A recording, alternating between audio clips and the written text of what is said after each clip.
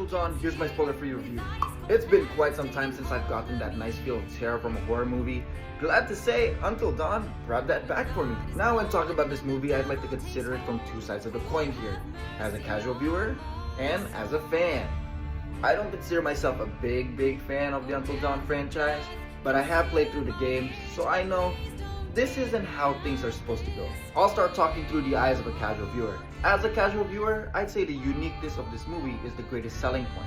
This Groundhog Day or Happy Death Day sort of approach to the movie really makes for an intriguing horror movie. There's so many unexpected twists and scares because you really don't know what to expect, as every night brings in a new terror. Horror buffs will also grow to love this just for the sheer implementation of horror elements here. You can tell from watching this movie the director David F. Steinberg really knows his stuff. Now when it's onto the characters, the main issue arises. Already as individuals, they really don't pose anything of interest. There's really not much here they give off that really makes us care for any of them. Then as a group, it remains the same. There isn't much chemistry between them, and the group work dynamic definitely isn't present. This and the thought of them being in a time loop just makes the presence of these characters even more irrelevant. Really, as a casual viewer, I'd say it was a decent horror movie. Now looking through the eyes of a fan, this movie is simply not Until Dawn. It tries to be, but it's not. The setting's completely off. First off, this ain't no lodge cabin.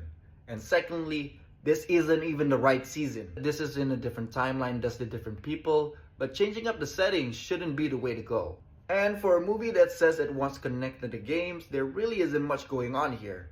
Apart from a couple Easter eggs and the inclusion of Dr. Hill, there really isn't much connecting. The mechanics and horror elements were interesting here, but if we're going faithfully adapted, that's not the case. In the games, death isn't an afterthought.